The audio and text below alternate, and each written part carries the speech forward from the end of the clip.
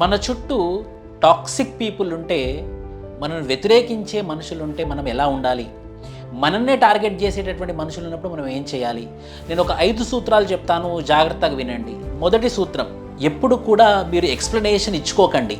అయ్యో నీకు ఇలా అర్థమైందా, ఎందుకు నా మీద కోపం నీకు, నేను చేసే పని నీకు ఎందుకు నచ్చట్లేదు, నేను నిజాయితీగానే చేస్తున్నాను అని చెప్పేసి ఎప్పుడు కూడా ఎక్స్ప్లెనేషన్ చేసుకోకండి. మీరు ఎక్స్ప్లెనేషన్ చేసుకున్నారు అని అంటే మీ వీక్నెస్ వాడి చేతుల్లో ఉన్నట్టు అర్థం.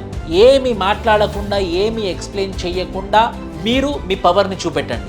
2, సాధ్యమైనంత వరకు సైలెంట్గా ఉండండి. మిమ్మల్ని ఎవరైనా టార్గెట్ చేస్తున్నారనుకోండి, పదే పదే మాటలు అంటున్నారనుకోండి, మీరు ఏం అర్థం చేసుకోవాలి అని అంటే వాడు కావాలని టార్గెట్ చేస్తున్నాడు, సో మౌనం పాటించండి. 2వది మౌనం పాటించాలి. 3వది డోంట్ షో యువర్ డెస్పిరేషన్. అంటే నాకు ఇది కావాలి, అది కావాలి, నేను ఇది అవ్వాలనుకుంటున్నాను, నేను ఇది కావాలనుకుంటున్నాను. మనకి ఏదైతే కావాలని చాలా కోరిక ఉంటుందో ఆ టాక్సిక్ పీపుల్కి తెలియకూడదు అనమాట.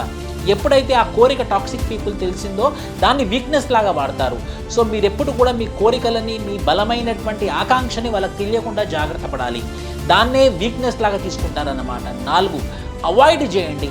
అలాంటి టాక్సిక్ పీపుల్ని సాధ్యమైనంతగా అవాయిడ్ చేయండి.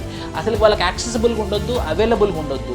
మీరు గ్రో అవుతూనే ఉండాలి. వాడికి అవాయిడ్ చేస్తూ వాడికి అవైలబుల్గా ఉండకుండా మీరు గ్రో అవుతూనే ఉండాలి. 5, చాలా ముఖ్యం ఇది. ఇక్కడ ఏంటంటే మీ యొక్క ఫేస్ ఎక్స్ప్రెషన్స్ కనపడకూడదు అనమాట. మీ ఫేస్ ఎక్స్ప్రెషన్ని చూస్తూ వాళ్ళు మిమ్మల్ని మ్యానిపులేట్ చేస్తూ ఉంటారు. న్యూట్రల్ ఫేస్తో ఉండాలి. సాధ్యమైనంత వరకు మన ఎక్స్ప్రెషన్స్, మన యొక్క ఒపీనియన్స్ వాళ్ళకి ఏర్పడకుండా ఉండాలి. ఎప్పుడైతే ఈ 5 సూత్రాలు మనం ఫాలో అవుతామో టాక్సిక్ పీపుల్ మనల్ని కంట్రోల్ చేయడం కాదు, మనమే ఆ టాక్సిక్ పీపుల్ని కంట్రోల్ చేస్తాము. Thank you.